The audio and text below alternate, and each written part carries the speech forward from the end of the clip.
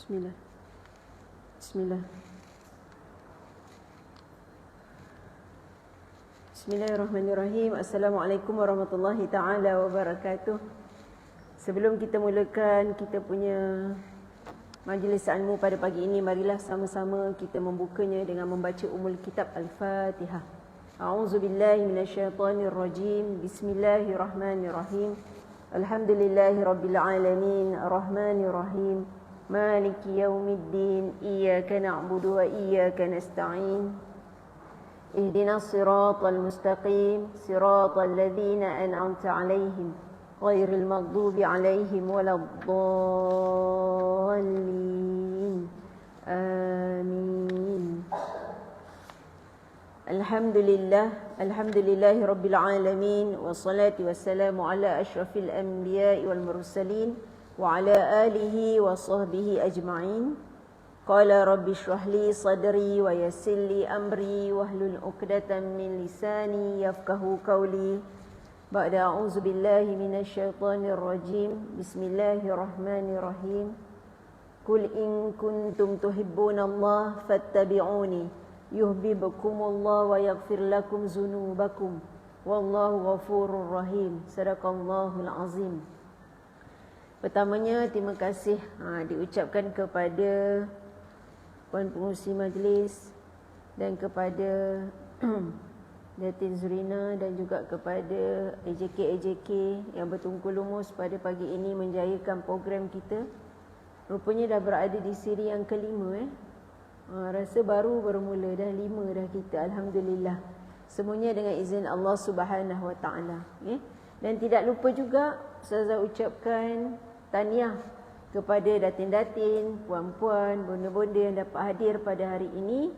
Dengan kehadiran kita ini, salah satu taman syurga Allah iaitu berada di dalam majlis ilmu. InsyaAllah semoga kita diberikan istiqamah dalam kita terus mencari ilmu Allah Subhanahu Wa Taala. Jadi kita akan teruskan dalam kitab pengajian kita Safinatun Najah fi Ilmi Fiqh dalam bab fasal yang ke-6 muka surat 2, niat. Betul kan? Fasal yang ke-6 muka surat 2, niat. Okey, muka surat 2 adalah bab ni, bab niat. Okey, bab niat. Boleh semua Ustazah mulakan? Boleh ya? Okey, kita tengok dulu apa yang dikatakan dengan niat. Apa yang dimaksudkan dengan niat, pengertian niat tersebut. Okey? Menyahaja sesuatu disertai dengan perbuatannya dan tempatnya. Qalbun, hati. Berlafaz dengannya sunat. Dan waktunya ketika basuh bahagian permulaan daripada muka. Dan tertib itu jangan mendahului satu anggota atas satu anggota yang lain. Okey? Jadi dekat sini nak bagi tahu kepada kita niat dengan tertib. Apa maksud niat ini? Berkehendak melakukan sesuatu lalu terus serentak melakukannya. Niat yang tidak terus dipraktikkan dengan perbuatan tidak disebutkan sebagai niat. Faham tak maksudnya? Niat ni dia kena ada perbuatan. Okey. Niat ni kita kata bila mana tidak ada perbuatan dia tidak dikira sebagai niat. Tetapi dikira sebagai apa? Azam dan keinginan. Niat ni kena ada perbuatan. Kita nak buat apa ni? Solat. Apa dia? Nak basuh muka. Macam mana? Niat wuduk. Betul tak? Kita nak solat ada niat tak? Ada. Ada tak perbuatan di situ? Ada. Sebab apa kita nak solat? Begitu juga. Sekiranya tidak ada niat, maksudnya apa? Itu hanyalah keinginan. Benda-benda yang berkehendak. Kita nakkan apa? Keazaman itu sahaja. Sebab itulah dalam bacaan hadis pun, saya yakin semua pernah dengar innamal a'malu binniyati. Betul tak? Setiap apa yang kita buat semuanya kena niat. Sebab tu kita datang kelas ni dah niat dah. Dah niat ke belum? Niat dapat pahala ni. Dah niat belum? Kan niat Ustazah. Niat kerana siapa? Allah. Bukan niat kerana Ustazah ya. Salah tu. Okey, nak jumpa Ustazah ke? Salah. Niat kerana Allah. Okey, kita tengok. Bila kita kata menyahaja sesuatu, maksudnya kat sini berkehendak untuk kita melakukan sesuatu itu, serentak kita melakukannya, disertai dengan perbuatannya, serentaklah kita melakukan perbuatan tersebut, dan tempatnya di mana? Qalbun. Qalbun apa? Hati. Jangan cakap kalbun. Kalbun lain pula maksudnya. Apa kalbun? Kalbun anjing. Ni kena sebut qalbun, ya.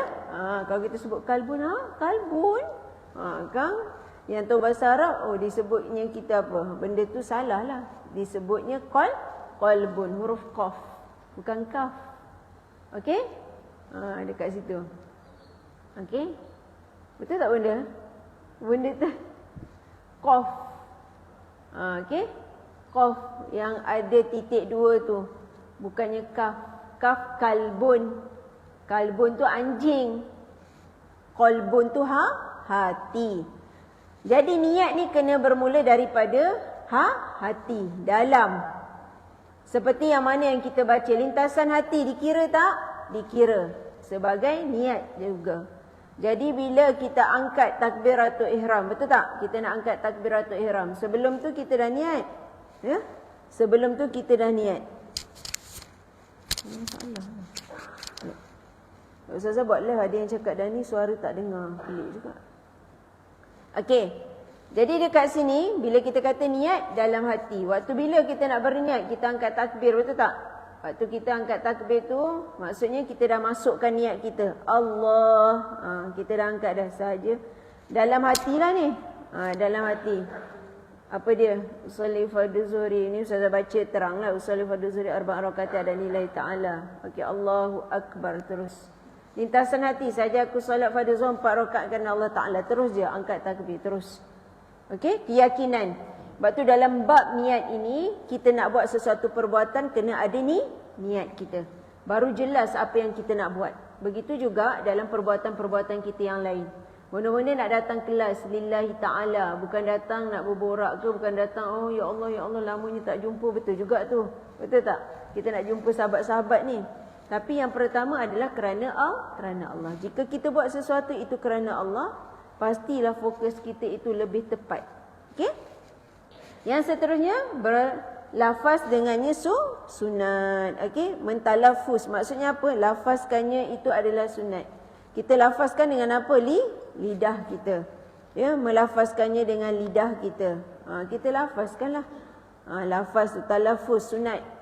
Yang Ustazah cakap yang kalau kita sebelum nak niat ni talafuz, betul tak? Ustazah pernah cakap kan? Yang cakap usolli fardhu zuhri arba'a rakaatin, itulah talafuz sunat. Okey? Sunat untuk kita talafuz. Macam anak-anak kita, cucu kita yang belajar kan kita talafuz. Mungkin mereka tak faham lagi macam mana nak niat dalam hati, tak sampai lagi sebab mereka tak balik lagi. Jadi kita ajar daripada segi pergerakannya, mulut diorang kan bercakap. Yang ni yang diajar ni. Usalli fardhu subhi rak'ataini adaan lillahi ta'ala. Itu talafuz sunat. Macam kita. Sebelum kita nak angkat takbir, nak niat betul tu, kita talafuz dulu. Boleh, sunat lah. Sebab apa? Bila kita niat tu seolah-olah kita dah fokus yang kita ni nak niat, nak buat solat tersebut. Solat apa? Asar 4 rakaat. Zuhur 4 rakaat. Kena fokus. Talafuz tu sunat. Okey, jelas talafuz. Kita pun boleh talafuz. Talafuz dulu supaya kita fokus. Biasanya orang kadang-kadang tak fokus, tiba-tiba angkat takbir. Solat apa ya? Okey, tak boleh sebegitu. Perkaranya kena kita baca niat dan dalam masa yang sama disunatkan untuk kita talafuz. Okey, sunat. Okey, yang seterusnya berlafaz dengan sunat dan waktunya ketika basuh bahagian permulaan daripada muka. Ini yang kita dah cakap lah. Waktu berniat tu ketika basuhan pertama membasuh muka. Kan kita basuh muka tu waktu kita nak ambil wuduk tu. Dekat situlah kita lafazkan niat kita. Okey. Yang seterusnya dan tertib itu janganlah mendahului satu anggota atau atas satu anggota yang lain. Okey, tertib. Tertib ni maksudnya apa? Tertib adalah tidak mendahulukan membasuh anggota wuduk atau anggota wuduk yang lain. Kan? Antaranya kita taklah, kita tahu dah tertib. Tertib ni apa maksudnya? Mengikut turutan. Anggota wuduk kita takkanlah. Tadi kata waktu nak angkat niat tu basuh muka, tapi kita basuh pula anggota lain dulu. Tangan dulu ke, kita basuh kaki dulu ke. Maksudnya itu tak dikira sebagai tertib. Itulah maksudnya nak beritahu kepada kita, jangan mendahului satu anggota atas anggota yang lain. Dia tak dikira sebagai tertib lah sebegitu. Satu-satu kita buat. Mula niat, lepas tu apa?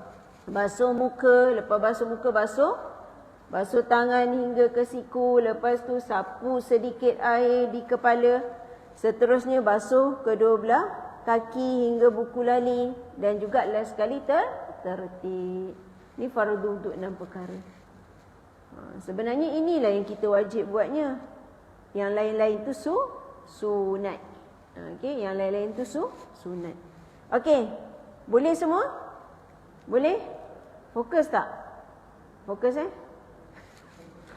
Okey, fokus. Kita nak masuk fasa yang ketujuh, bab air. Ni bab air.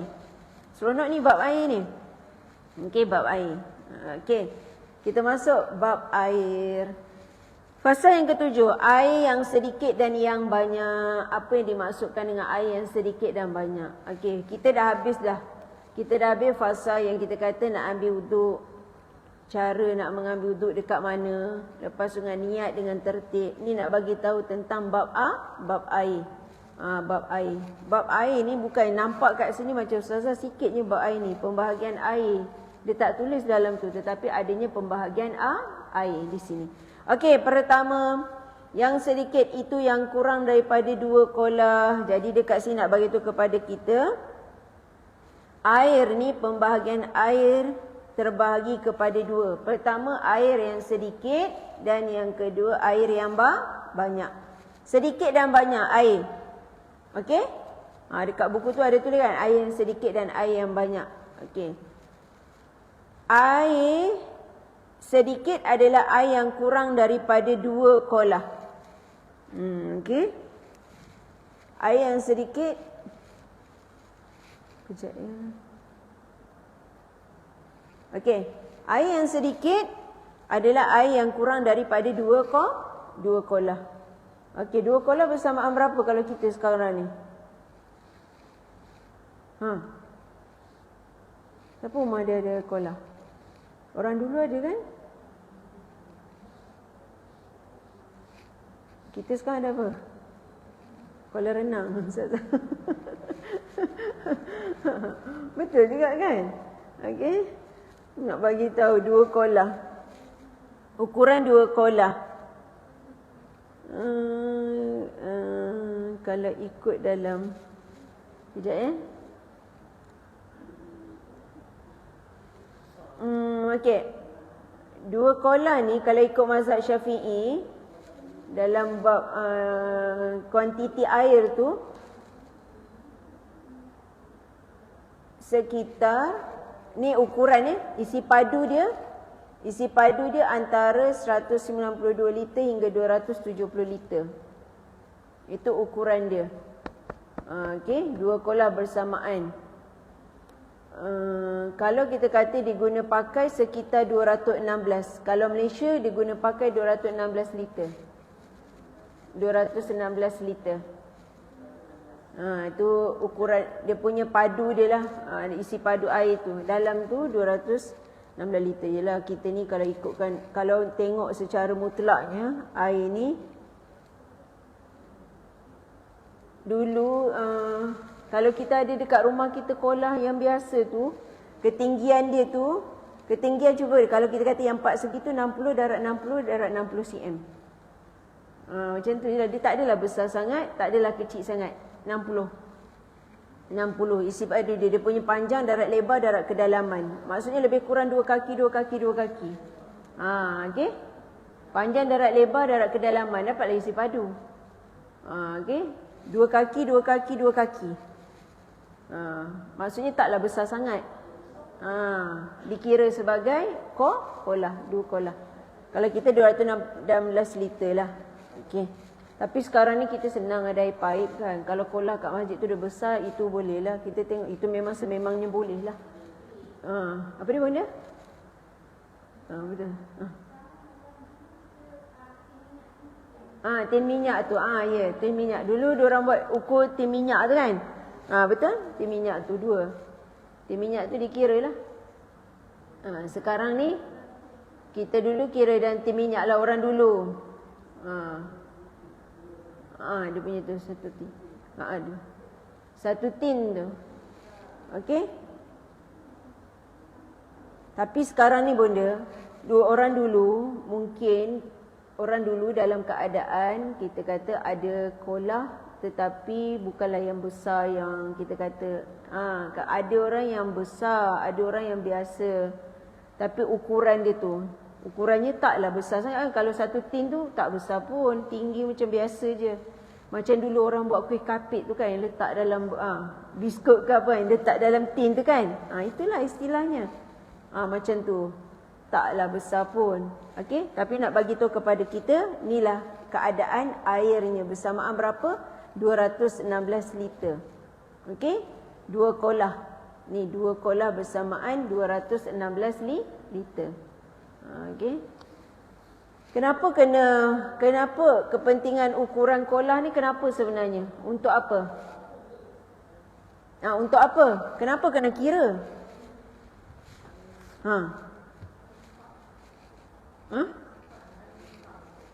Betul. Ahsanti.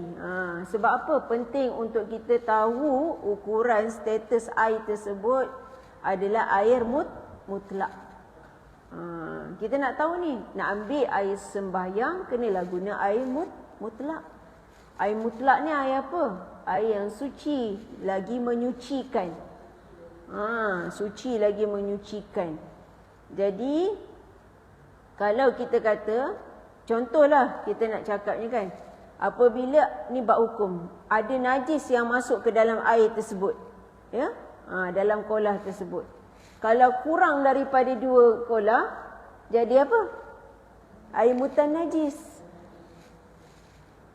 Air itu jadi air mutan najis. Jadi air tersebut tidak boleh dibuat sebagai wuduk. Sebab itu pentingnya sukatan ini untuk kita tahu. Contoh kalau kita kat kampung ke apa ada kolah besar kan, kita tahu dah tu mestilah ada juga something yang masuk, betul tak? Tapi lebih daripada 2 kolah air dekat situ, dia bolehlah untuk kita kata dia air tersebut kekal suci lagi menyucikan untuk dibuat sebagai air wuduk kita mandi dan sebagainya. Sebab tu pentingnya untuk kita tahu kolah ni. Tak apalah, sekarang ni kolah lah. Tapi kita dah tak ada dah nak ukur-ukur macam tu. Kita boleh dapat anggaran. Tapi biasanya masjid dia akan buat kolah besar kan, untuk memudahkan. Okey? Jelas tak Ustazah cakap? Jelas? Lagi satu apa? Air tersebut dia tak berubah. Tak berubah warna, bau dan juga rasa. Nampak air tu biasa sahaja. Tak ada sampai berbau. Okey, kalau berbau tu maksudnya air tersebut dah jadi air mutan najis. Okey. Boleh? Boleh semua?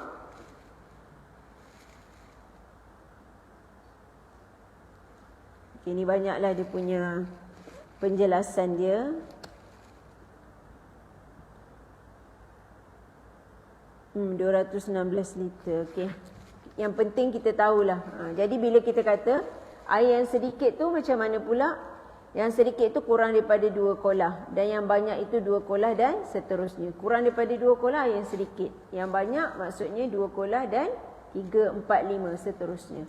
Air yang sedikit itu menjadi najis dengan sebab kejatuhan najis padanya. Seolah-olahnya nak bagi tahu kepada kita, sekiranya air itu tak sampai 2 kolah, jatuhnya najis dekat dalam air tersebut dikira sebagai air mutan najis.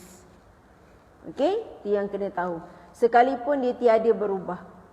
Walaupun dia tak berubah pun, maksud najis tak berubah, tetap juga dikira sebagai air mutan najis. Ini kena tahu. Dan air yang banyak itu tiada najis, melainkan apabila berubah rasanya atau warnanya atau baunya. Okey? Dan kita kata air yang banyak itu tiada najis, melainkan dia tak ada najis ni. Tapi kita kata melainkan apabila berubah rasanya kan. Banyak ni berubah rasa, warna dan baunya. Jadi dekat situ air sedikit ni menjadi najis sekiranya najis jatuh ke dalamnya. Okey. Walaupun tidak berubah rasa dan warna baunya. Jika najis, contohlah Ustazah bagi satu contoh. Jika najis yang dimaafkan, contoh bangkai binatang. Betul tak? Bangkai binatang yang darahnya tidak mengalir seperti apa? Lalat, semut, kan? Yang darah dia tak mengalir. Nampak tak darah? Nak nampak darah pun susah. Ustazah binatang ni kecil. Okey?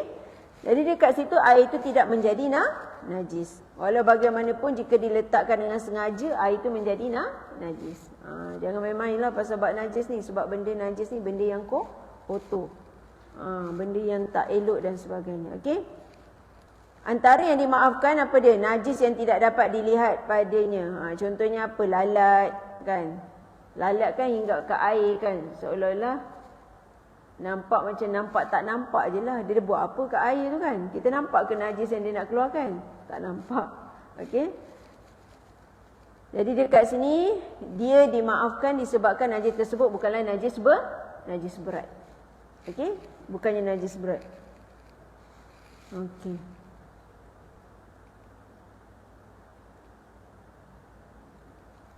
Sekejap ya, Ustazah tak apalah. Tak tahulah kenapa tak dengar suara. Okey.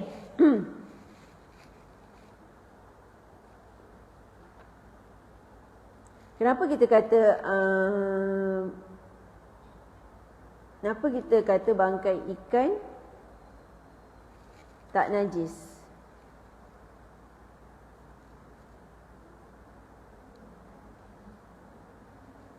Apa dia? Pertama dia boleh makan. Kedua, sebab apa kita boleh cakap dia tak najis? Lagi satu, kita beli ikan kat pasar ke kat pasar raya bukannya ikan hidup. Betul tak? Istilahnya dia dah jadi bangkai. Jarang sekali lah kalau kita tengok ikan tu memang ikan yang hidup. Itu memang ikan yang fresh lah.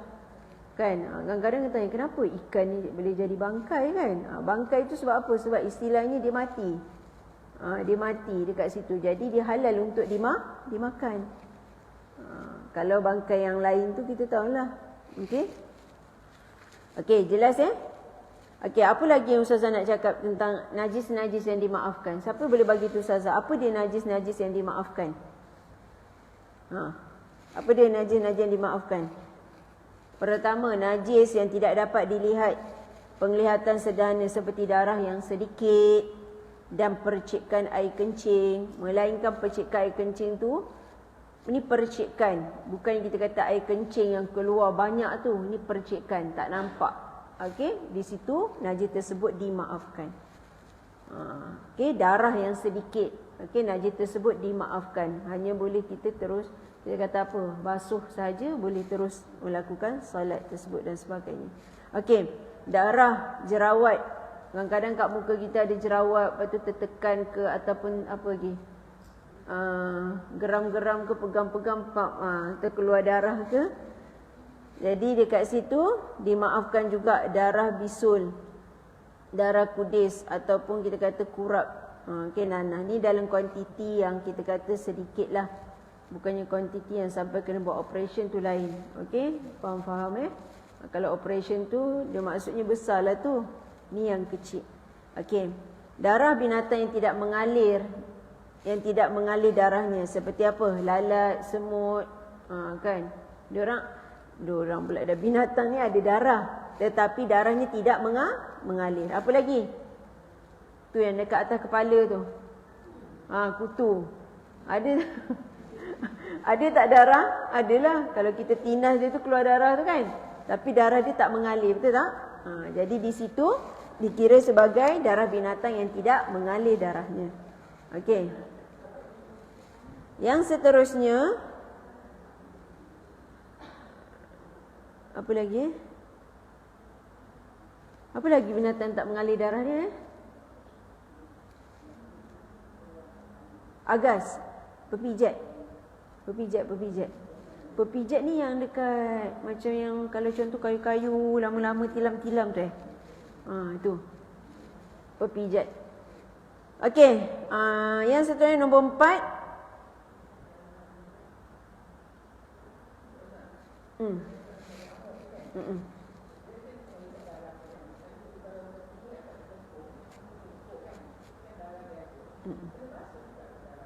Darah tu dimaafkan. Jadi waktu kita solat tu terus je lah solat. Tapi selepas tu kita basuh je lah macam biasa, cuci macam biasa. Sebab dia dimaafkan, darah yang bukan mengalir lah. Melainkan darah yang mengalir yang banyak tu kita kena berhentilah solat kita. Okey. Tapi contoh bukan Ustazah minta maaf saya silap. Okey, contoh kita tengah solat darah tu mengalir. Maksud kita kena teruskan solat tersebut lah. Melainkan darah itu kita tu ni macam heavy sangat. Kita tahu dah heavy sangat benda tu, darah apa yang keluar kan. Contohlah kita tampal-tampal ni kot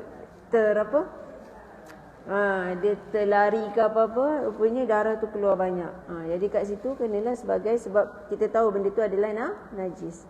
Lalu banyak najis lah. Okey? Boleh?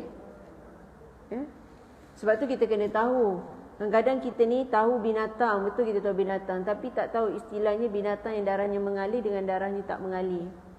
Kan? Keadaan ni biasalah.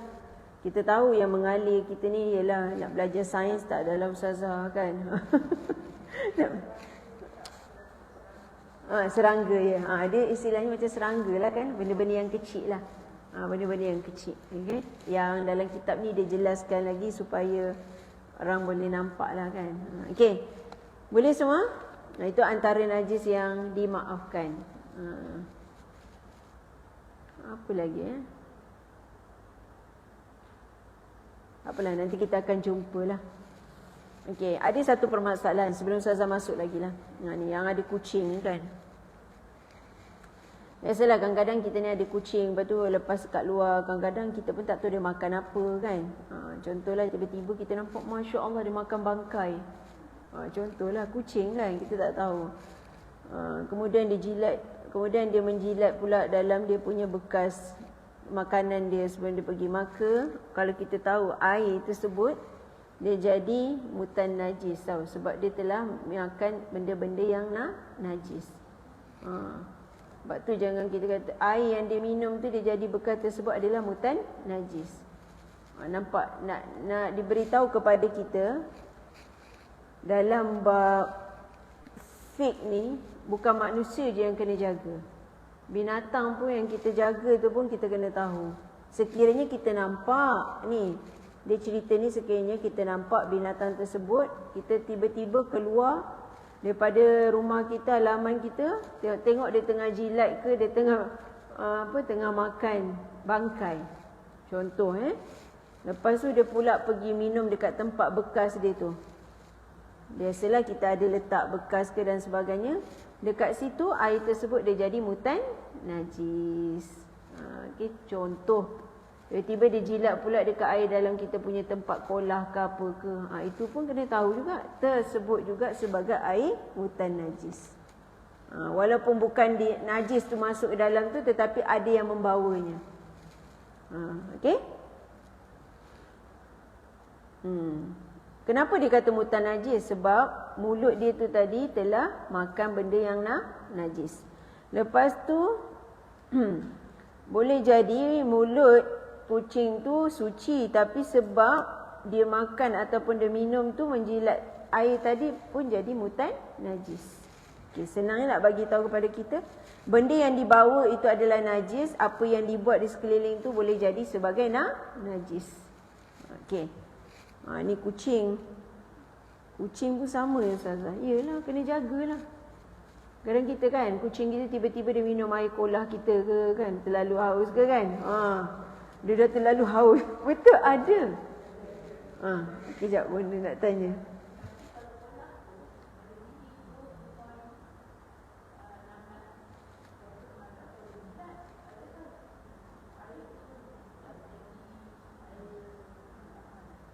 Air najis. Air mutan najis. Okey.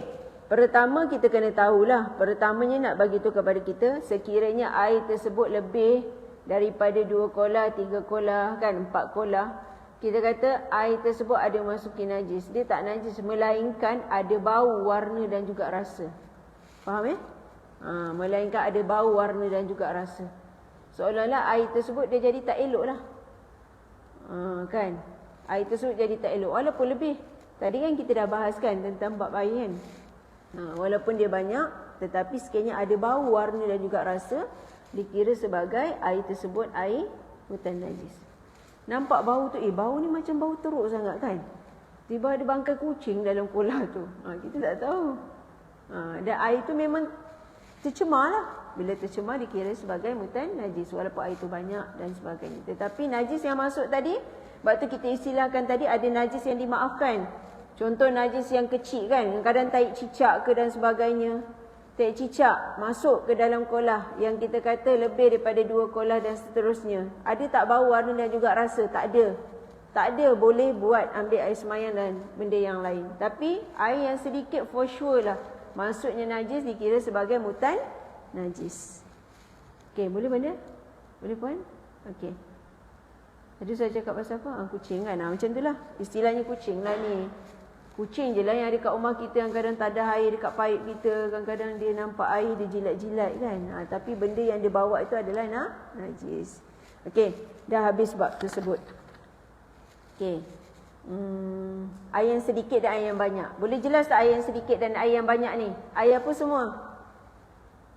Air apa? Kita cakap tadi air apa? Tentang air 2 kolah.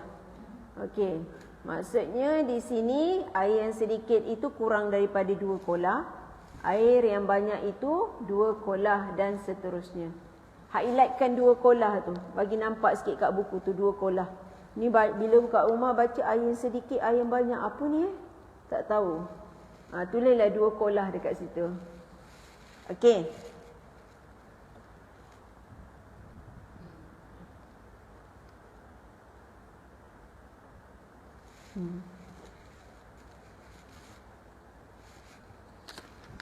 Okey, kita nak masuk bab air boleh? Kita masuk air suci, air mutan najis.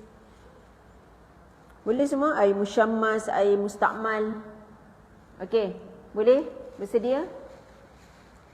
Tuan-tuan bukan tak nak bangun, kejap lagi kan kameraman kita pun dia bangun juga. Sebab dia nak ada kamera. Okey. Tak apa, boleh je lah. Okey, pertama air apa? Siapa boleh bagi tahu Ustazah air apa?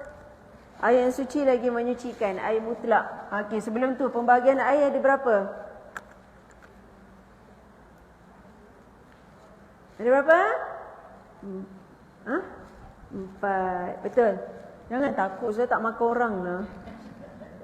Bibir dia bergerak. Okey, pertama air mutlak. Air mutlak. Air apa ni? Air yang suci lagi menyucikan. Suci lagi menyucikan. Okey? Nampak ke ni marker ni? Boleh? Nampak tak? Saya rasa tulisan saya dah besar dah ni. Okey? Air mutlak ni air yang biasa yang ada dekat rumah kita, air yang kita buat basuhan, air yang kita mandi, air yang kita masak, itu dikira sebagai air mutlak. Air yang suci lagi menyucikan. Okey. Saya tulislah air yang suci lagi menyucikan.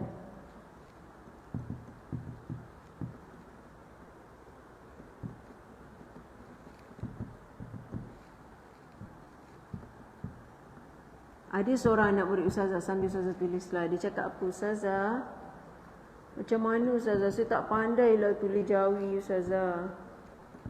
Lepas tu Ustazah selalu tulis Jawi kan. Ustazah tulis. Lama-lama bila Ustazah tulis, Ustazah satu hari tu Ustazah tengok buku yang dia tulis. Bukan Ustazah nak cek buku perempuan ni, tak ada, bukan. Okay?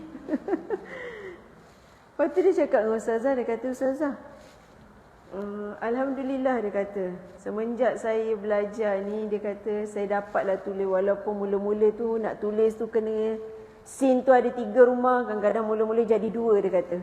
Akhirnya ada juga penambahan 3. Lama-lama Ustazah tengok tulisan ni cantik lagi daripada Ustazah. Okay? Nak cakap ni kita ni kena usaha.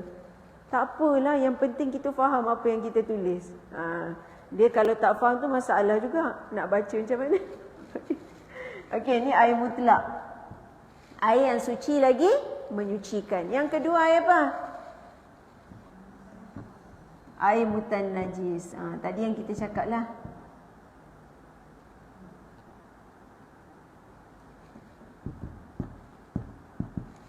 Air mutan najis. Okey? Air mutan najis. Kita tahu dah, cakap najis ni jelaslah pada kita. Apa dia? Air yang dimasuki najis. Saya tak perlu tulis kot yang tu. Tahu dah najis. Okey, yang ketiga apa? Air mustakmal.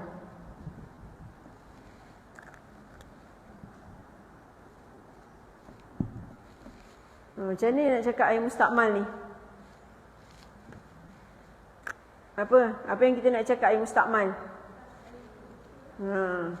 Maksudnya betul.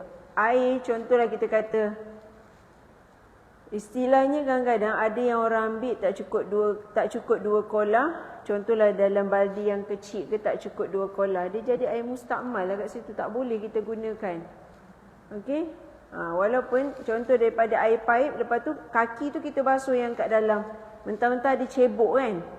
Seolah-olah kita ambil air tu basuh guna cebok tu. Padahal air tu yang kita ambil daripada paip tu dia dah jatuh dalam baldi tersebut. Bekas air tersebut. Faham tak maksud Ustazah? Macam ni.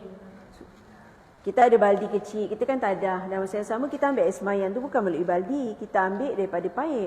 Daripada paip air kan jatuh. Padahal dia punya baldi tu kecil tak cukup pun. 2 kolah dan sebagainya. Penentuan kita nak ambil air sembahyang ni kan. Okey. Lepas tu nak cakapnya kepada kita semua, bila air tersebut ada cebok, kaki tu macam payah sangat kita nak tadah kaki kita cebok je. Seolah-olah air tersebut tadi kita ambil air semayang, dia telah jatuh dalam tu. Penggunaan tu mustakmal dah lah. Dari paip singkir terus tu okey lah. Ini dia ambil kan biasa kadang-kadang ada cebok, itu dia basuh je kaki dia guna air tu. Tak ada percikan boleh. Yang ada percikan yang tak boleh.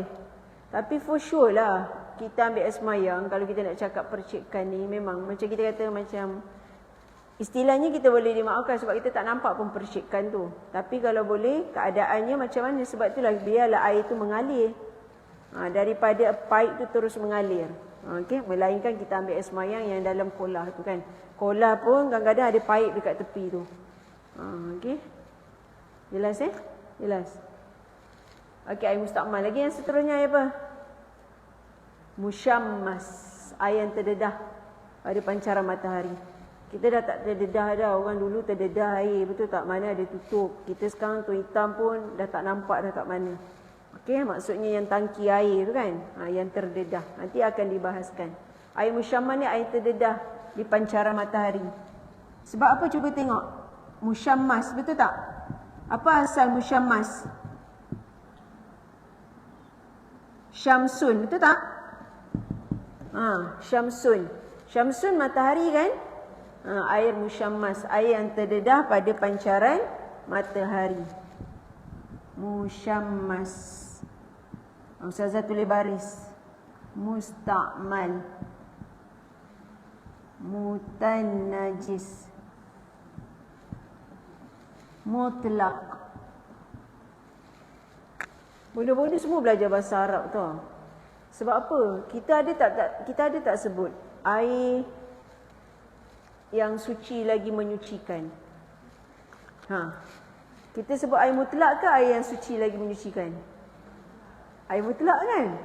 Itu Ustazah cakap. Bonda semua cakap bahasa Arab, bukan cakap bahasa Melayu. Kita tak cakap pun air yang suci lagi menyucikan. Tak. Kita cakap air mutlak.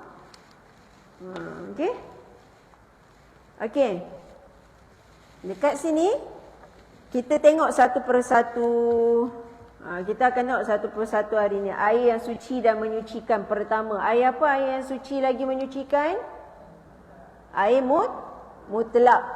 Okey, air mutlak. Air mutlak ini kita kata apa? Air yang tidak ada sandaran dia. sandaran dia. Maksud yang lain, air ni dia tak bercampur dengan air ataupun zat-zat lain. Tak bercampur langsung. Kat situlah dikatakan air tersebut suci lagi menyucikan. Tak bercampur dengan air kopi, tak bercampur dengan susu, tak bercampur dengan apa lagi, air mawar. Air tersebut zat dia tersendiri. Zat dia itulah dia. Tak dicampur. Okey, itu dia kira air mutlak yang suci. Jadi jenis air mutlak ni ada berapa?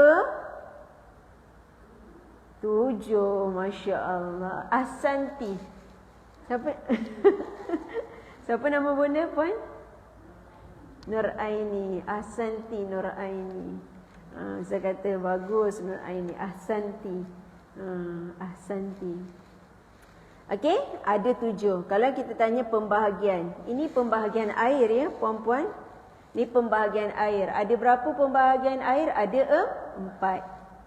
Air mutlak je dia ada jenis dia. Okey, yang kita tahu air mutlak ada jenis dia. Okey, apa dia jenis air mutlak? Air apa? Itulah dia. Nak bagi tahunya kepada kita yang kita selalu sebut sekarang ni. Nanti kita bahas sungai, air mata air, air laut, air hujan, air perigi, air salji, lagi apa? Air mata air. Air embun sudah sebut dah. Air embun. Habis dah. Nak air apa lagi? Tak ada. Habis dah. Dapat ke semua? Saya ulang lagi sekali Air hujan. Macam mambang pula kan? Nak sebut mambang air. Air hujan, air laut, air sungai, air mata air, air perigi, air salji, air embun. Apa dia? Air terjun. Saya pula gelak. Air terjun termasuk dalam air ni. Okey. Jadi dekat sini pertama. Okey. Air mata. Okey. Allahumma salli ala sayyidina Muhammad. Okey. Ini adalah antara air yang suci lagi menyucikan. Boleh tak kita nak ambil uduk? Boleh tak? Boleh. Boleh tak mandi wajib? Boleh. Boleh tak cuci najis? Boleh. Jadi jangan risau. Tak ada air pergi sungai kalau nak mandi wajib. Okey? Rendam semua badan. Betul? Memang betul pun.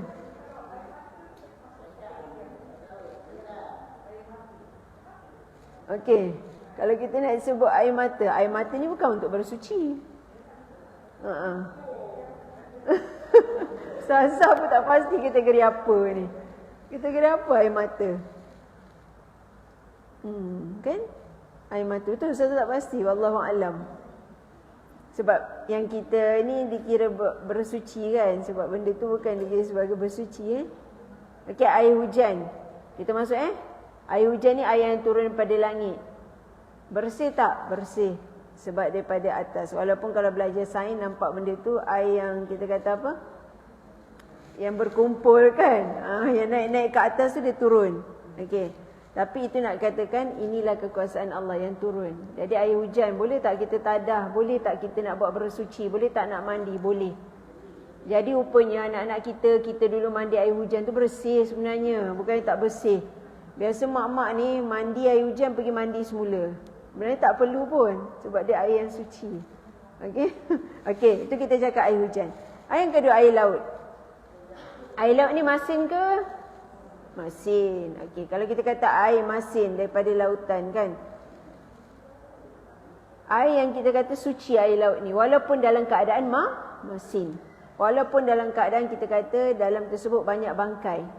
Bangkai-bangkai betul tak? Tetapi kita tahulah laut ni luas kan? Bayangkan besar tak nampak.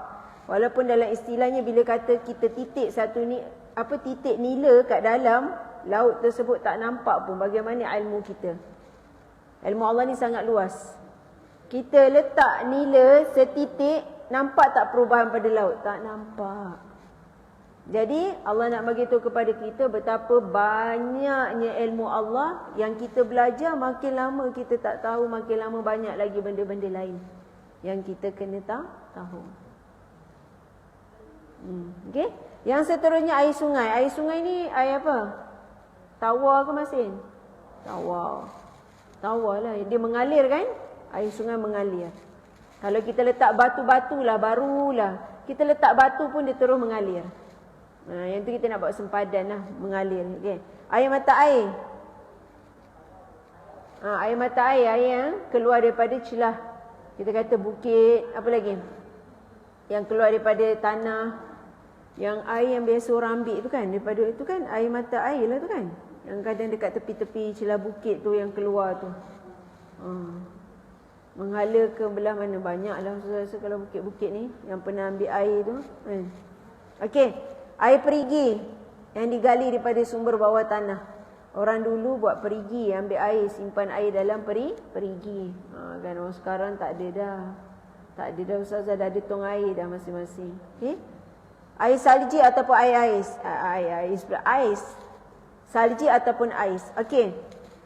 Jadi boleh tak kita ambil uduk dengan air salji? Boleh lah, apa pula tak boleh. Air mutlak. Betul. Ambil lah. Cuba.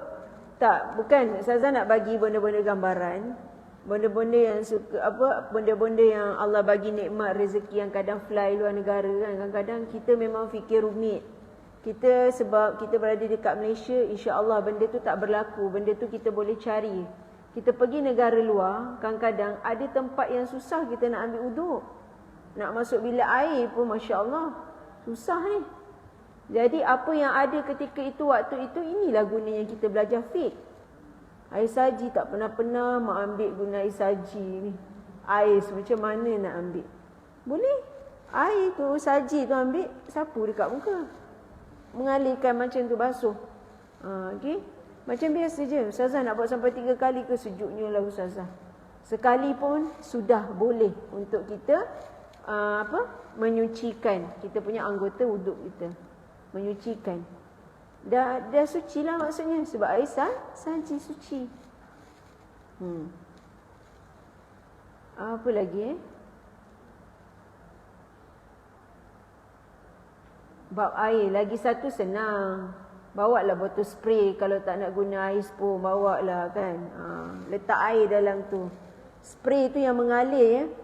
Sekarang ni botol air banyak lah yang mengalir tu. Kalau kita pergi umrah ke beli yang mengalir tu. Yang kita spray sprout tu dia macam air tu bertebaran tu. Itu senang. Kalau yang kita beli yang biasa, yang botol biasa tu kadang-kadang kita spray tu sekali percik je dia keluar. Kita kena spray banyak kali baru mengalir. Yang satu tu yang dia macam kita tekan tu dia keluar tu air tu. Macam tu. Jadi dia terus je. Tak perlu kita nak tembak banyak-banyak kat muka kita tu. Okey. Macam-macam lah sekarang. Okey, dekat situlah nak bagi tahu bagaimana caranya untuk kita mengambil wuduk. Inilah amalnya puan-puan datin-datin yang belajar ni supaya bila kita berada di tempat yang lain, contoh daripada Malaysia, kita apply ke mana ni. Inilah amal kita. Belajarnya kita ilmu fiqh ni sebab kita nak tahu bila kita berada di tempat lain bagaimana cara untuk kita mengemaskinikan ilmu yang kita belajar. Ini yang paling penting sekali. Ingat tak apa yang Ustazah kata? Belajar ilmu fiqh ni kenapa? Tak ingat dah tu? Ada? Ada yang sebut tadi? Kenapa? Kena yakin. Betul tak Ustazah kata yakin? Betul, kena yakin. Sebelum ni kan kita belajar bab istinja. Kan, betul tak? Kalau tak yakin memang kita ni memang akan guna air lah, betul tak? Dah air tak ada. Memanglah mula-mula air. Lepas tu dah tak ada air. Kita guna batu. Allahu Akbar. Okay? Macam mana Ustazah guna batu? Guna batu tak boleh berselerak lah maksudnya. Dah guna satu part tu dah tak boleh dah kita nak sapu dia. Kena guna bucu yang lain pula. Itulah bab fiqh yang kita kena belajar. Okay. Boleh. Dah habis dah air mutlak. Air saji. Air embun. Air embun ni yang proses titisan air tu lah yang berlaku pada waktu pagi. Ini dekat daun-daun dan sebagainya. Jadi kalau kita nak cakap air sumber asal ni air paip kan, kita kata daripada ampangan, daripada air hujan, semua itu air yang telah dirawat. Jadi dia kekal juga sebagai air mutlak. Okey. Air mutlak ni asalkan dia tidak berubah kepada 3 sifat asal tu yang Ustazah cakap. Apa dia 3 sifat asal tu?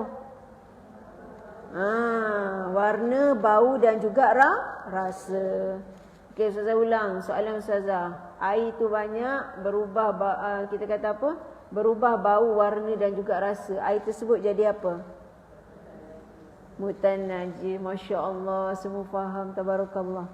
Jadi dekat sini walaupun air tersebut, pertama tadi kita cakap air yang sedikit itu kurang daripada 2 kolah, dia masuk najis air tersebut. Tetapi dalam keadaan macam mana air 2 kolah ni dia lebih, tetap dia jadi najis. Sekiranya bau, warna dan juga rasa itu ada di dalam air kolah tersebut. Bau dia tu, kita kata bau, pegang air tu keluar, baunya ni, mutanajjis lah air tersebut. Okey? Okey. Ya, boleh.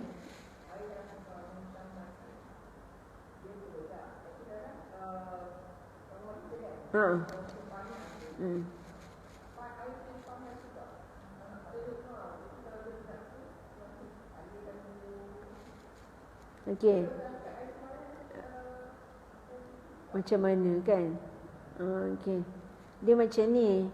Dia memang kita kata, contoh macam kita, kalau air kita tu dia bukan yang betul-betul terdedah kat dalam kat matahari, betul tak? Tetapi contoh kita kata mungkin air yang berada di dalam logam ke, macam bekas-bekas dia tu yang membuatkan benda tu panas kan. Seolah-olah kita kata terjemur. Dia bukannya kita kata tak suci. Air tersebut suci. Tetapi makruh digunakan ketika berwuduk ni sebab apa? Sebab dia panas. Kita pun nak ambil wuduk pun, cuba rasa macam mana nak ambil wuduk. Tak. Tapi Ustazah pernah mengalami, bukan betul juga. Kadang-kadang kita balik kampung ke apa kan, cuaca panas sampai air tu kesan dia tu kan, nak mandi macam air panas pula rasa pada tengah hari kan. Dia makruh. Faham tak? Istilahnya makruh. Makruh ni kita kata sepatutnya ditinggalkan untuk kita tak buat dia sebagai air wuduk. Tetapi for sure lah waktu tu panas, dah tak ada air lain, boleh. Bukannya sampai tidak boleh. Faham tak maksudnya? Boleh? Jelas? Dia makruh. Okey. Kalau untuk kita cuci, boleh tak? Boleh. Cuci boleh lah. Itu tak ada kaitan dengan bab-bab, kita kata bab-bab solat ni. Contoh bab solat. Boleh ke? Boleh, bukan tak boleh, cuma makruh. Boleh. Okay. Faham tak ya? Faham ya? Dalam bab fiqh ni kita kena tahu hukum makruh, sunat, apa lagi, haram, harus, halal. Apa ni? Makruh, haram, sunat, harus.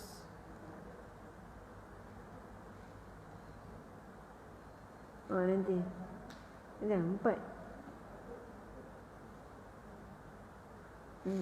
Okey. Jadi macam kita makan benda-benda yang berbau, boleh tak makan? Boleh, bukan tak boleh. Cuma kita kata macam petai, macam jengkol, macam apa lagi? Kerdas, apa ni? Durian. Durian tu kita kata memang sedap kan? Istilahnya durian ni dalam part yang lain, sebab dia ada benda yang kita kata bahan dalam durian tu yang menyebabkan dia berbau tu. Tapi bau dia wangi kan, ada orang tak suka, busuk kata kan. Tapi macam-macam orang. Tapi kita kata, kan Ustazah pernah cakap, kenapa durian ni tak berbau bila kita membuang? Sebab dia ada bahan dia tu, bab sains lah. Ustazah tak nak sentuh bab tu.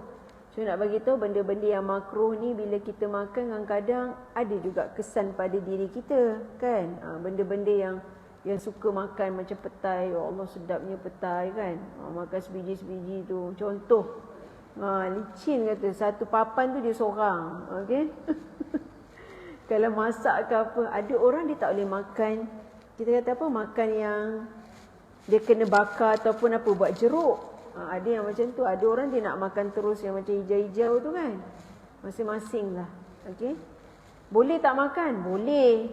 Ya, jangan cakap saya tak cakap tak boleh pula. Boleh makan, cuma makruh. Sebab apa makruh? Sebab bila nak bercakap dengan orang tu terpaksa macam ni. Bau dia. Sekejap lagi tandas pun berbau. Kan? For sure lah tu. Okey. Jadi boleh ya. Latin boleh. Cuma dalam ayat tersebut dia kata apa? Air itu suci tetapi makruh hukum dia. Okey. Okey, yang seterusnya air mustakmal. Air mustakmal telah digunakan. Okey, telah digunakan untuk ibadah wajib. Air yang kurang daripada 2 kolah yang telah digunakan untuk perkara wajib seperti wuduk, mandi, wajib dan menghilangkan najis. Okey, macam saya cakap tadilah, air itu dia kurang daripada 2 kolah. Air yang kurang daripada 2 kolah. Air yang kurang daripada 2 kolah ni tak bolehlah kita buat ambil air wuduk. Dekat situlah kita cakap air tersebut suci tak? Suci.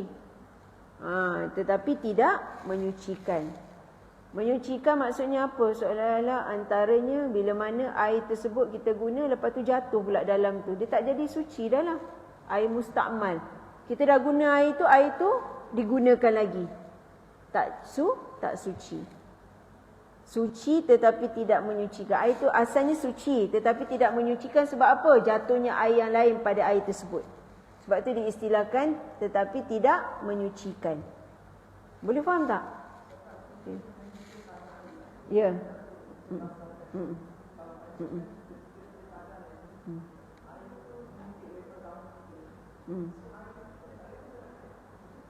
Yelah, air itu tak boleh gunakan lah. Tapi kita kata daripada, kita kata contoh. Sebab tu kita bila ambil air semayang tu dalam keadaan, pernah tak dengar bila kita ambil air semayang tu tidak boleh membazir air? Salah satunya inilah yang kita nak diajar ni. Supaya bila kita ambil wuduk tu, air yang ada itu adalah air yang kita tak membazir. Kita nanti bila air tu membazir, air tu dah kita buka kadang-kadang percikkan dah tak nampak dah, memang terpecik-pecik lah ni. Kita dah tak tahu dah. Kita pun buka air tu lah besar-besar laju dan masa yang sama ambil. Tapi boleh, bukan tetapi boleh sebab air tu mengalir. Air tu mengalir saja. Sekarang ni bukan yang daripada kepala kita jatuh tu sebab air tu mengalir. Yang kita nak ambil ni daripada air paip tersebut. Air paip tersebut. Okey, ketika pun dia tak ada air tersebut, air yang mengalir, bukannya kita ambil air daripada yang kita simpan kat bawah. Boleh sebab kita benda tu dia dah bawa, bukannya kita membuatkan benda tu air tersebut. Asalnya kita tadah, dia dah jadi mustakmal kita ambil. Tak. Benda tu jatuh itu tu dah dikira sebagai part yang lain. Okey, faham ya? Sebab kalau kita kira macam tu, puas pula kita. Tak habislah wuduk kita kejap lagi. Okey. Kejap lagi daripada yang tak was-was semua jadi was-was pula. Okey, benda. Air apa? Air apa? Saya tak dengar.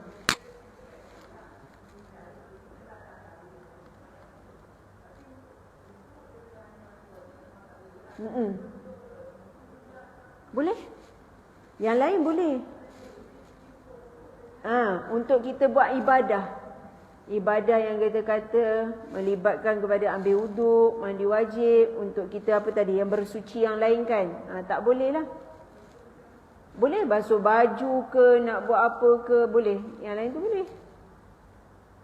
Okey. Air tersebut suci, bukan tak suci. Cuma dia tak cukup kan. Dia jadi mustakmal. Boleh. Boleh? Tak boleh. Ya. Okey, jelas tak pasal bab ni?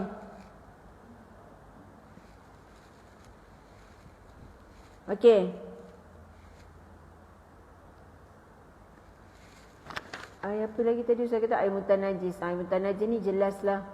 Tidak suci dan tidak menyucikan. Okey, tidak suci dan tidak menyucikan. Jelaslah bab air mutan najis ni. Sebab kita tahulah bila maksud tidak suci dan tidak menyucikan, air ni berubah salah satu sifat dia, warna ke, bau ke, rasa. Bila berubah tu air tu dah jadi air yang tidak suci. Okey. Sama ada air tu banyak ataupun sedikit. Macam saya cakap tadilah. Sama ada air tu banyak ataupun sedikit. Dia berubah bau dia salah satu dia, warna dia ataupun rasa. Maksudnya air tu dijadi air mutan najis. Okey. Maksudnya air kat situ tidak suci untuk kita gunakan untuk berwuduk ke, mandi wajib ke dan buat benda-benda yang lain. Tak suci. Hatta kita nak basuh baju pun tak boleh. Sebab dia jadi tidak suci, air najis.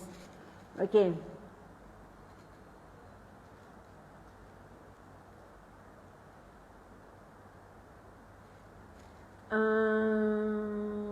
Okey, Ustazah nak tanya permasalahan. Boleh tak kita kongsi bersama? Sharing is caring.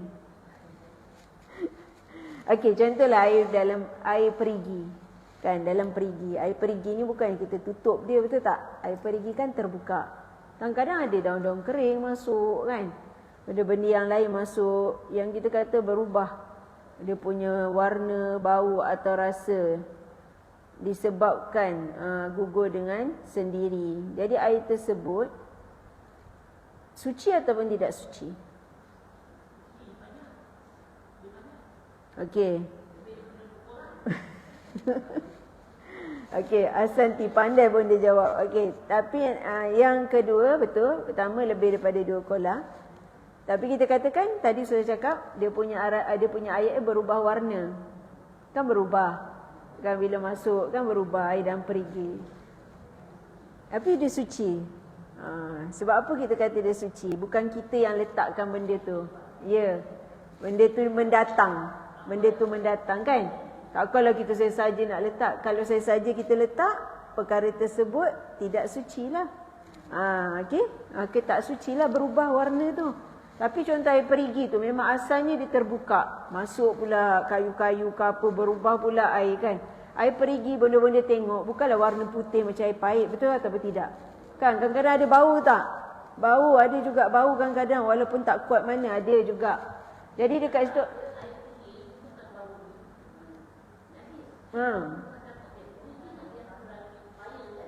betul?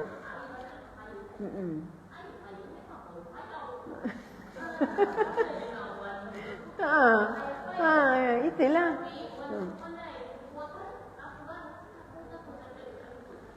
Dia nak bagi air tu kurang bau dan sebagainya. Bersih. Ya.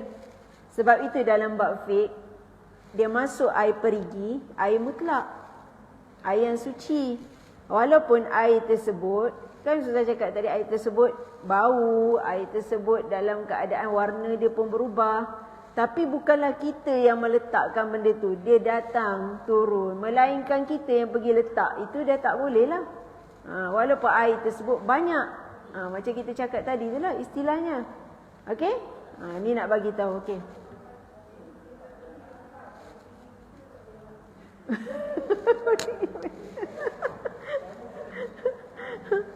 Tak ada.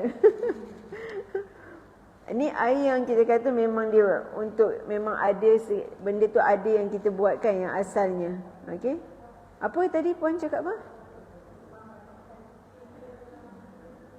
Okey. Okey. Kalau dia berubah benda tu, kita kata keadaan tersebut, for sure lah benda tu akan ambil masa take time yang lama untuk menghilangkan bau tersebut. Ikutkan sekiranya bau tersebut walaupun air yang banyak dikira sebagai najis lah. Sebab bangkai binatang masuk dalam tu. Dan berbau pula. Kita pun tak selesa. Sebab tu Ustazah perlu membezakan benda ni. Tadi sebab bangkai tu berbau. Berbau istilahnya hukumnya dah jadi air mutan najis. Air yang kita kata tak boleh nak digunakan walaupun air tu banyak. Okey? Dia dah ada bau. Salah satu dia warna dan juga rasa. Okey? Dekat sini nak kena tahulah bab-bab tersebut. Itu orang dulu ada air telaga sebab air dekat rumah tak ada. Binalah telaga. Bina telaga pula, perigi kan istilahnya. Tapi kalau kita kata sekarang ni dah ada air. Ha? Ya.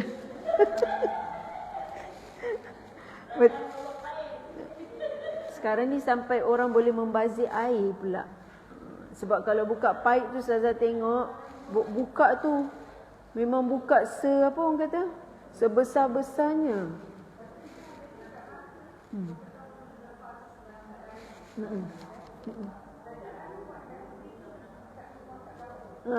Ada dia buat ganti perigi. Memang ada.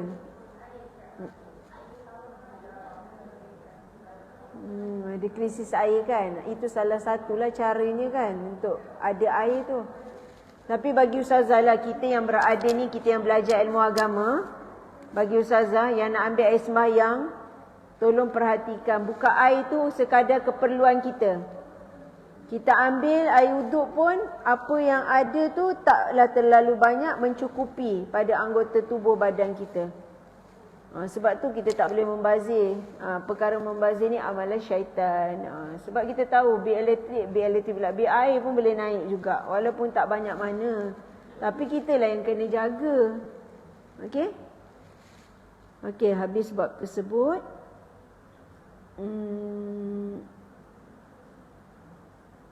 Okey, contohlah kalau kita cakap tadi, Ustazah ada lagi satu masalah.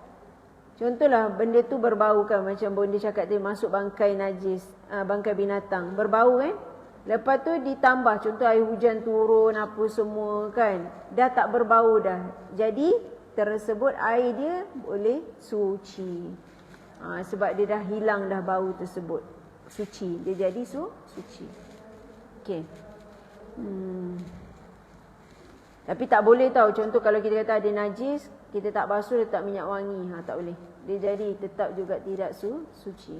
Contoh-contohlah kita nak hilang bau, contoh bau alamak, bau tai. Bau tai apa ni? Tai cicak ke kan? Kan tai cicak berbau kan? Lepas tu kita nak hilangkan dengan cara apa? Kita spray pula minyak wangi ke apa. Tak boleh, sebab apa? Kita tak basuh tu lagi. Benda tu dah jadi tak cuci pula, tak suci. Klorin dia bab lain, klorin tak, klorin dia boleh. Itu antara part yang kita kata untuk menghilangkan bau, boleh. Kita nak bagi benda tu dia tak jadi air tu berbau, boleh. Suci. Okey benda. Suci. Ya.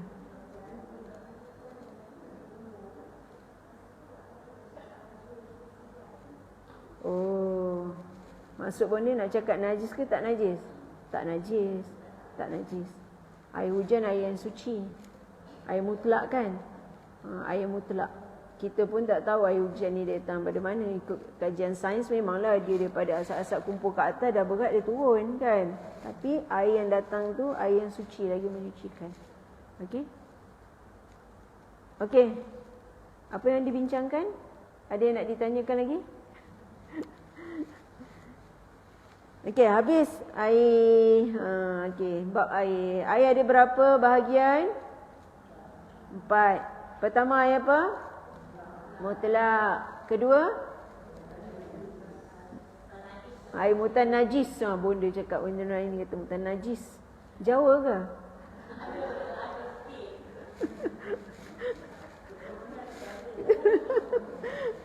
Okey.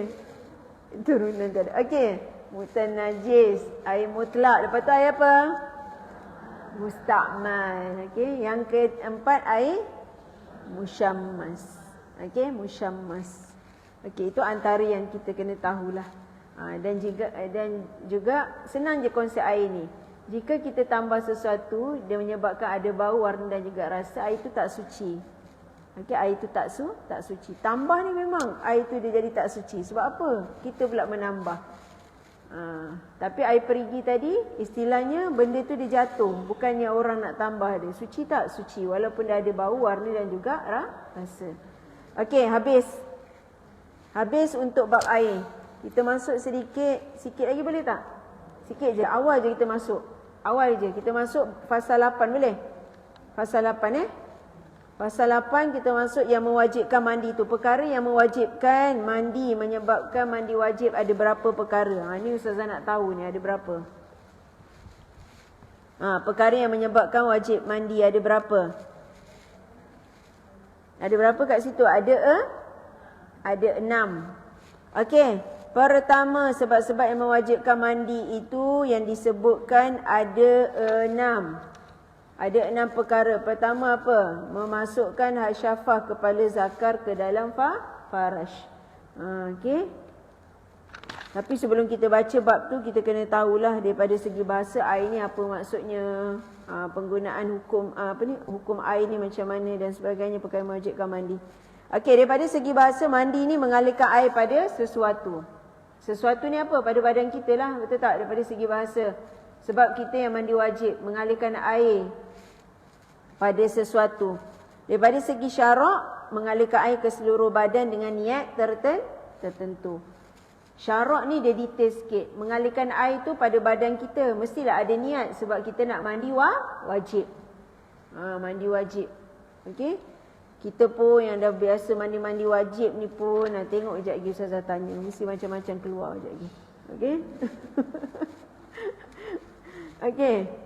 Jadi hukum mandi. Kita ambil dulu hukum mandi. Pertama wajib. Mandi wajib. Macam kita lah, mandi wajib tu macam mana kan. Wajib mandi sebab apa? Sebab masukkan sesuatu, sebab datangnya bulan, sebab apa lagi. Macam yang 6 perkara tu lah nanti kita akan sebutkan. Tu wajib.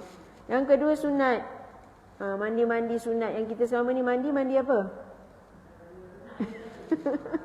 Yelah. Maksudnya kita mandi sunat hari Jumaat ke, hari raya ke, hari Aidiladha ke, macam-macam lah mandi sunat kan. Okay, mandi gerhana ke kan, ada kan. Itu antara perkara sunat yang kita buat ataupun lakukan. Okay, harus. Apa maksud harus? Mubah kan. Harus ni, kita ni mandi, harus mandi. Faham tak maksud kita? Maksudnya, tadi sunat. Mandi sunat macam mandi-mandi yang ada perkara yang kita buat. Harus ni yang kita memang kena harus mandi. Harus. Kalau tak mandi apa jadi pada tubuh badan kita? Berbau, kotor, tak selesa, rasa ya Allah, rasa gatal-gatal. Ini kita kata dalam keadaan kita sebagai manusia biasa ni harus buat perkara tersebut. Mandi. Okey. Makruh. Okey, contoh makruh. Macam mana Ustazah mandi ni makruh jadi? Dia pergi sungai menyelam waktu berpuasa, makruh lah. Okey? Seolah-olahnya macam tu. Makruh lah tu. Okey? Sebab mandi. Dia nak mandi, kononnya nak mandi. Ya Allah kan. Sampai sanggup pergi mandi sungai bulan puasa. Sebab panas sangat. Menyelam tu. Makruh lah. Bukan kita kata dia punya puasa batal. Dia tak batal tapi makruh. Seolah-olah nak bagi kita rasa apa? Dari bertenaga. Segar. Okey. Yang seterusnya. Memang menyelam tu tak nak dia memang ada minum air kan? Betul tak? Ada tak orang menyelam macam ni? Tak ada. Mesti mulutnya terbuka. Sebab nafas kan? Kita bernafas. Kita nak nafas. Walaupun kita tak nafas tu secara macam mulut tu, tapi memang dia akan masuk kan. Itu kena berhati-hati ya. Jangan seronok je bulan puasa nak pergi tempat mandi kan. Anak-anak suka kan. Jualah mama pergi tempat mandi, dia tak tahu bulan puasa. Makruh. Okey? Makruh. Haram ni Ustazah rasa perkara ni memang jarang lah berlaku. Mandi dengan air yang diperoleh daripada rampasan. Kita mandi. Orang yang ambil dengan harta yang tak sepatutnya bukan milik dia lah. Dia gunakan air tersebut. Benda tersebut tak boleh. Macam kita kata orang yang duduk rumah-rumah yang contoh macam elektrik ke kan. Dia pasang sendiri ke. Air tu dia pandai buat kan. Dia ambil orang punya, bukan dia ambil pilih, dia ambil laluan ke apa, kita tak tahu sebab kita bukan macam tu kan. Tapi ada yang buat macam tu. Curi tu, jenis-jenis macam tu memang ada. Dia tarik api kan kadang daripada mana elektrik tu dia tarik. Ni kiranya haram dekat sini. Dia istilahnya haram lah. Mana boleh. Okey, jelas ya? InsyaAllah lah. Jangan buat benda-benda yang tak boleh. Tak diredai, dimurkai oleh Allah. Benda yang dilarang. Perkara-perkara yang tak elok. Istilah macam mencuri lah, betul tak? Curi hukumnya haram. Okey, habis dah bab tu. Okey, hukum mandi ni dia ada berapa tadi Ustaz sebut? Ada 5. Macam tadi Ustaz sebut, haram lah tadi. Yang sama juga. Hukum fiqh ni pun sama. Ada wajib, sunat, harus, makruh, haram. Harus ni dalam kurungan puan-puan dating-dating kena tulis mubah. Biasa dengan mubah dalam istilah fiqh dia sebut mubah. Mubahun tu maksudnya harus. Okey, mubah tu maksudnya harus. Saya tulis satu je, kejap lagi tu bangun pula. Mubah.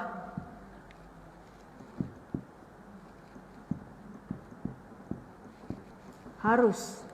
Okey? Ni dalam bab fiqh lah. Sebab ada orang yang sebut harus, ada orang sebut mubah. Okey? Mubah ini adalah harus. Okey. Daripada 6 perkara yang mewajibkan mandi wajib. Cuba bonda-bonda dating-dating kelaskan puan-puan yang mana untuk lelaki, yang mana untuk perempuan.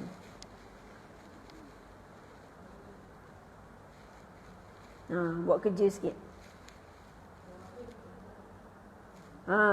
Haid perempuan, betul tak?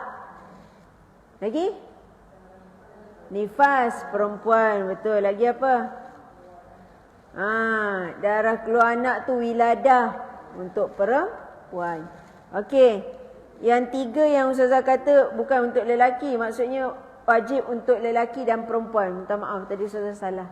Tadi Ustazah sebut lelaki kan, untuk perempuan dan lelaki. Apa dia? Ni kau tak tahu ni bahaya ni. Apa dia? Bersama tu boleh.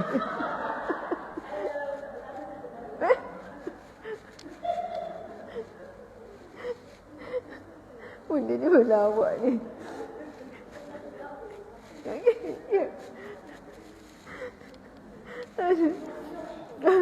Okey, bersama.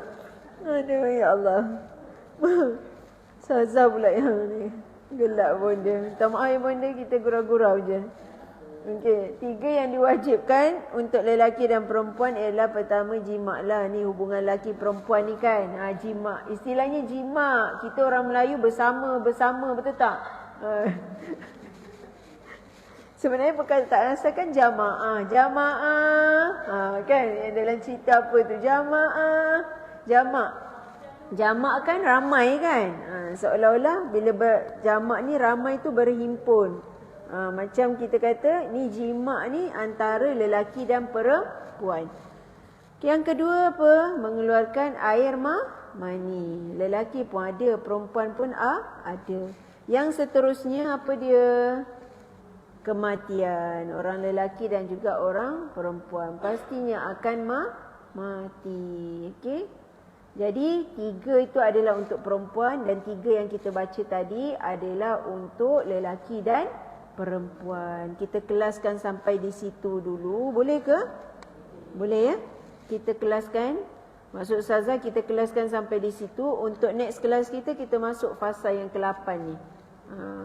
Okey? Fasa yang ke-8 ni kita akan jelaskan apa yang dikatakan hasyafah tu. Walaupun sebenarnya kita ni dah tahu dah belajar lebih arif lagi. Okey, tetapi nak tahu pula dengan lebih jelas. Sebab kita nak had hasyafah tu mana, kepala zakarnya mana. Bukan kita nak kaji macam orang belajar sains tu, tak. Supaya kita lebih tahu dan jelas apa yang kita belajar. Okey. Allahumma salli ala sayyidina Muhammad wa ala alihi wa sahbihi wa barik wa sallim. Saya rasa cukup untuk hari ini pertemuan kita. Dalam bab apa kita belajar tadi? Bab air, betul tak? Air tadi saya kata, fahamkan air yang sedikit dan air banyak tu apa dia? Dua kolah. Ya? Fahamkan dulu air tu, kena 2 kolah. Okey, yang seterusnya kita belajar bahagian bahagian air. Lepas tu, jenis-jenis air.